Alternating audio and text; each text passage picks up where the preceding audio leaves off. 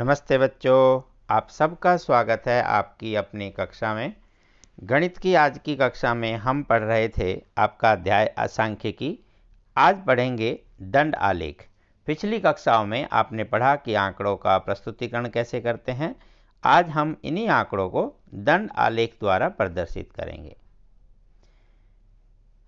बच्चों, आंकड़ों का संग्रह और प्रस्तुतिकरण की समझ आपको पिछली कक्षाओं में हो गई है। आप सारणियों से आंकड़ों के निरूपण के बारे में तो जानते ही हैं। अब हम आंकड़ों के आलेखीय निरूपण के बारे में सिखाते हैं। अलग अलग मदों की तुलनाओं को आलेखों की सहायता से बहुत अच्छी तरह से दर्शाया जा सकता है। दंड आलेख, दंड मतलब जैसे डंडा, पोल, खंबा, इस तरह से जो बनाते हैं, तो उस तरह का आलेख मतलब ग्राफ बनाएंगे आंकड़ों के। और विभिन्न तरीकों में से देखेंगे कि दंड आलेख आलेखों का एक चित्रीय निरूपण होता है, जिसमें प्राय हम एक एक्स अक्ष पर एक चर को प्रकट करने के लिए लेते हैं और बराबर दूरियां उसमें छोड़ी जाती है जब हम वो दंड आलेख बनाते हैं। तो दूसरा, हम जो वाई एक्सिस लेते हैं उस पर हम दंडों की ऊंचाई के चर के मान जो भी दिए होते हैं वो हम लिख देते हैं। तो एक दंड आलेख को देखकर आंकड़ों से संबंधित प्रश्नों के उत्तर आसानी से दिए जा सकते हैं। आइए एक उदाहरण से इसे समझ लेते हैं। दी गई सारणी किसी परिवार की विभिन्न मदों में, मतलब जो भी वो खर्चे करते हैं, होने वाले मासिक व्यय को निरूपित करती है। इनको एक दंड आलेख द्वारा प्रदर्शित कीजिए। अब क्या क्या करना है देखिए। दंड आलेख में हम एक ऊर्ध्वाधर और एक क्षैतिज, मतलब एक खड़ी रेखा और एक पड़ी रेखा, ऐसे कह सकते हैं, हॉरिजॉन्टल एंड वर्टिकल लाइन।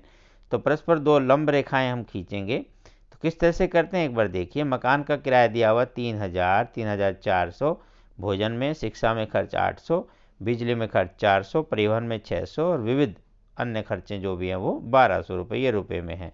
तो हम जब दंडालेख बनाते हैं तो हम ध्यान रखेंगे कि समान दूरी पर हम उनके दंड बनाएंगे, मतलब खंबे, डंडे, जो भी आयताकार आपके जो चिन्ह है वो बनाएंगे। तो एक ये ऊर्ध्वाधर रेखा के अनुदिश एक सुविधाजनक पैमाना लेंगे। नहीं समझ में आया, अभी बताते हैं। हम एक ऐसे हॉरिजॉन्टल लाइन लेते हैं, सीधी ऐसी रेखा पड़ी हुई जिसे बोलते हैं, और एक ऐसे खड़ी हुई रेखा भी लेकर बताएंगे इस तरह से। यहाँ पर जो है ये वाली, तो ये दंड बोले जाते हैं। आपको ऐसे खंबे की तरह, पोल की तरह नजर आ रहे हैं। इनमें सब में बराबर दूरी हम छोड़ते हैं, इनके बीच में बराबर दूरी है। ये भी समान चौड़ाई के हम ले लेते हैं। अब इनकी ऊंचाई निर्भर करती है इन आंकड़ों पर जो हमने यहाँ वाई एक्सिस पर ली है। ये क्या है? खर्चा, जो आपका रुपयों में है। अब हम यहाँ कोई भी बराबर इकाई का जो भी हमें ग्राफ पेपर पर या हम अपना स्केल से, आप पैमाने से बनाएं, तो 1, 2, 3, 4 ऐसे बराबर बराबर दूरी पर हमने ये इकाई लगा दी है। और ये एक इकाई को क्या लिया? 200। तो 200 रुपये इस एक चिन्ह को लिया। तो 200, 400, 600, 800, 1000, 1200, इस प्रकार आपने इकाई ली। तो एक इकाई की लंबाई कितनी हुई? 200 रुपये, ये भी यहाँ लिख देंगे। तो इस प्रकार हम ये दंडालेख बनाते हैं। तो पहले हमारे पास क्या था? मकान का किराया, जो कि 3000 है। तो हम ढूंढेंगे यहाँ 3000 कहाँ मिलेगा। तो क्योंकि एक इकाई 200 के बराबर है तो 3000 को 200 से आप भाग कर सकते हैं। तो 15 लिखेंगे। 1, 2, 3, 4, 5, 6, 7, 8, 9, 10, 11, 12, 13, 14, 15।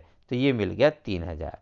हालांकि ये ऐसे 15 गिनने की भी ज़रूरत आपको नहीं होगी। जब आप पहले ही इन्हें बराबर बराबर लिख चुके हैं तो 200, 400, 600 आप ये सब लिखते हुए चले जाएं। फिर देख लें कि 3000 किधर होता है। तो कोशिश करें जितना सरल इन्हें लिख सकें। आपके पास जो ग्राफ पेपर होता है उसमें बराबर बराबर के खानों को हम ले सकते हैं। दूसरा हमारे पास था 3400 रुपये दिखाना है। तो 200 से भाग करेंगे तो 17 इकाई। तो यहाँ से गिनेंगे और 17वें नंबर पर आपको यहाँ 3400 लिखा भी दिखाई देगा।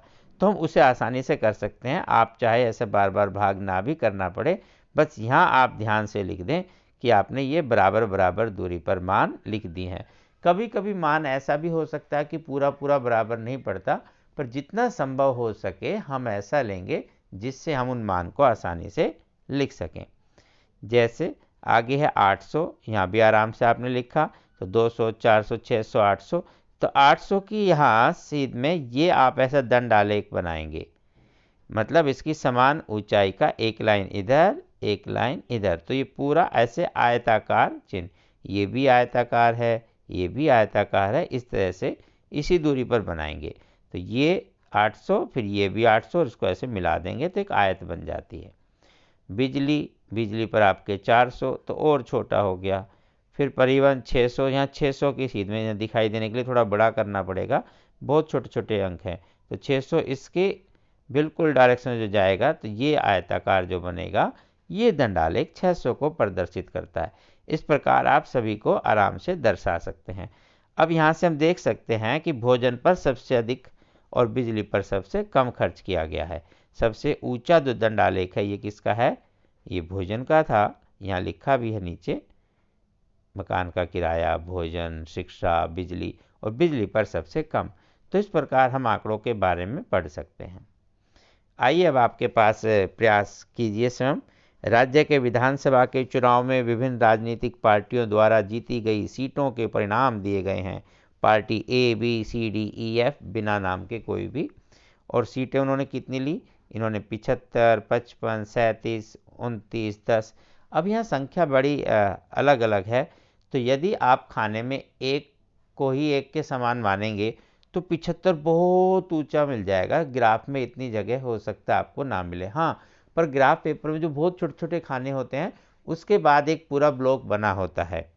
आइए देख लेते हैं। इस तरह से हमारे पास थोड़ा सा और बड़ा है, कई बार आपको मिलेगा तो ये बहुत छोटे छोटे खाने होंगे। और यहाँ लिमिटेशन है बच्चों मेरे पास बोर्ड की कि मैंने हॉरिजेंटल बोर्ड लिया है, तो ये ग्राफ बनाते समय ये ऊंचाई थोड़ी कम है, तो हम ज़्यादा अंकों को कम खाने के बराबर दिखाएंगे।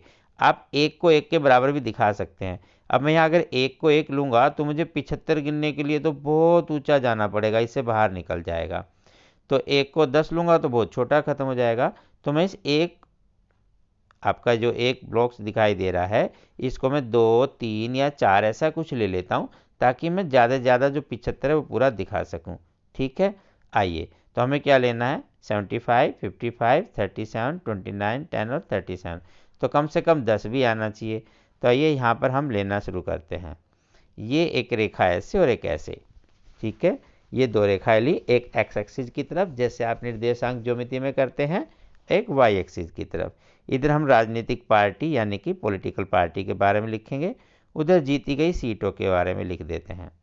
ये ए, बी, सी, डी, ई, एफ जो भी पार्टी के नाम है, बराबर बराबर की दूरी पर हमने एक एक ऐसा पूरा जो ये वाला खाना है इसमें लिख लेंगे। तो यहाँ आपका दंडालेख आराम से बनेगा। उतनी जगह छोड़कर फिर इतना ही खाना ले लिया है। अब इधर जो ले रहे हैं ऊंचाई, एक इकाई कितने की लें? अब हमें चाहिए 75। अगर ये छोटे छोटे अंक हम गिनेंगे तो 1, 2, 3, 4, 5, इसको पूरे को इकाई मान लेते हैं। इनको दो दो ले तो ये 10 होगा। तो 10, 20, 30, 40, 50, 60। ओ ये 70 पर ख़त्म हो गया, नीचे भी जगह नहीं थी, 75 नहीं आ पाएगा, तो हमें और कम करना पड़ेगा। तो ऐसे अंकों के हिसाब से जैसी हमारे पास सुविधा हो हम उतना करेंगे। तो हम इसे 10 के बजाय पूरा 20 मान लेते हैं तो आराम से ख़त्म हो जाएगा। तो आइए लिख लेते हैं यहाँ पर। तो ये 20 20 के हमने इकाई बना दी और यहाँ लिख देते हैं एक इकाई बराबर 20 सीट। तो 20, 40, 60 और 80। अब हमारा 75 इसी से नीचे ख़त्म हो जाएगा। तो देखें पहला क्या था? ए में लेना आपको कितना? 75, 75। तो 75 कहाँ मिलेगा? देखो ये 60 है, ये 80, इन दोनों के बीच में कहीं 70 है और उसके बीच में फिर 75। तो 60 और इसके बीच में ऐसे ढाई निशान है, ये इसके बीच में फिर यहाँ पर आप लगभग ये भी देख सकते हैं कि 1, 2, 3, 4, 5। तो छोटे छोटे 5 हिस्से हैं जिसको हमने 20 लिखा। तो एक जो छोटी वाली लाइन है वो 4 के बराबर हुई। तो 75 में अगर हम ऐसा 4 करेंगे तो लगभग 19 खाने हमारे पास होने चाहिए। तो मतलब इस 20 से थोड़ा छोटा, तो यहाँ ये लगभग 76 बनता है। तो 75 से हल्का सा नीचे हम ऐसे मार्क कर सकते हैं। तो आइए यहाँ कर देते हैं, ये हो गया 75। पूरा ऊपर तक करते 76 और पूरा करते यहाँ तक तो 80 हो जाता, तो उससे हमने थोड़ा सा कम कर दिया। यहाँ लिख भी लेते हैं अपनी जानकारी के लिए। तो ये 75 का बनाया। अगले वाला है 55, 55, 20, 40, 40 और 60 के बीच में करेंगे तो 50 है, और 50 और 60 के बीच में करेंगे तो 55 है। ऐसे आप भी आराम से ले सकते हो। तो यहाँ इसके बीच और इन दोनों का बीच लगभग यहाँ। और वैसे अगर हम बात करें तो हमने एक छोटे वाले इसको देखा जाए तो 4 अंकों के बराबर लिया है। यूनिट तो हमने 20 की लिखी है इसको लेकर, उसको नहीं 1, 2, 3 लिखा। लेकिन अगर गिनेंगे तो यहाँ 20 बनाने के लिए 1, 2, 3, 4, ये 5 आपके पास बॉक्सेज नज़र आ रहे हैं। तो 1 की वैल्यू 4 के बराबर। 55 का मतलब हुआ 14 चौके 56, तो लगभग अगर हम 14 खाना गिनेंगे तो 56 होगा, उससे हल्का सा नीचे ले लेंगे। तो 14 का मतलब 5, 10, 15, 15 चौके 60 है, इससे 1 कम कर देंगे तो ये हो गया यहाँ पर 56। तो हल्का सा जो नीचे वो 55 है, तो बहुत मामूली सा फर्क होगा, तो यहाँ पर हम लगा देंगे, ये हो गया 55। अब अगला है 37। 37, 20 और 40, 40 से थोड़ा सा कम आएगा। अगर हम वही देखें कि हमने तो 4 के बराबर लिया था, वो दिखाने की जरूरत नहीं है आपको, अपनी समझ के लिए। तो आप यहाँ 37 का मतलब 4 से करें तो 9 चौके 36, तो लगभग 9 तो पूरे आ गए। तो 5, 5, 10, ये 9 पूरा, ये 36 हो गया। ये लाइन ये 36 को दिखाएगी, तो इससे थोड़ा सा ऊपर हल्का सा ऐसे दिखाते हुए यहाँ पर लगा देंगे, वही आपका 37 हो जाएगा। बस।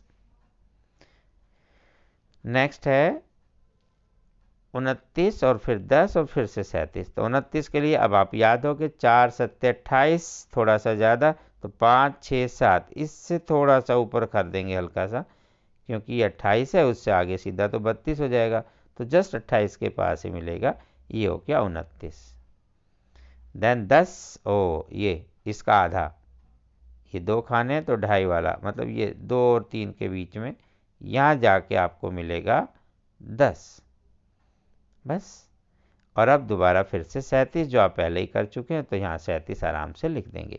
तो ये ABCDEF पार्टियों के सीटें हैं जो उन्होंने जीती विधानसभा चुनाव में, जैसा कि इसने बताया ये विधानसभा चुनाव की सीटें थी।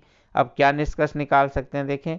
एक तो आप देखते ही बता सकते हो कि सबसे ज़्यादा सीटें किस पार्टी को मिली, ए को, और सबसे कम ई को। और कौन सी 2 पार्टी जिनको समान सीटें मिली, सी और एफ। ये आप इस तरह से आराम से बता सकते हैं। बस यही हम ऐसे आंकड़ों का दंडालेख बनाते हैं। एक और सवाल, यहाँ 1998 से 2002 के बीच एक फैक्ट्री में जो साइकिल बनी वो है।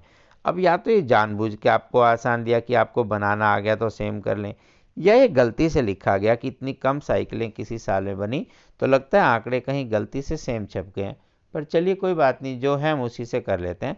तो ये सेम ही सेम है, सब कुछ आपको फिर से यही रिपीट करके बनाना है, बस एक लास्ट वाला नहीं है। यहाँ सिर्फ 5 है और यहाँ 6 आंकड़े थे, तो इसको छोड़ देंगे, बाकी सब को एज इट इज़ बना लेते हैं। अब तो गिनने की ज़रूरत भी नहीं, तो बस। और सिर्फ हमने क्या बदलना है, इसके नाम बदल देंगे। तो आइए, ये हमने कैसा सा बना दिया, नीचे ईयर्स लिख दिया 98, 99, 2000, 2001, 2002, इधर नंबर ऑफ बाईसाइकिल्स, बाकी तो कुछ चेंज किया ही नहीं, क्योंकि आंकड़े भी सेम ही थे। अगर आंकड़े अलग होते तो हम ऐसे गिन के फिर अपनी सुविधा अनुसार कुछ भी बना लेते। तो इस तरह से आप करते रहिए अभ्यास, और बीमारी से बचते रहें, साबुन से हाथ धोएं, मास्क का प्रयोग करें, पढ़ते रहें, आगे बढ़ते रहें। फिर मिलते हैं अगली क्लास में, तब तक नमस्ते।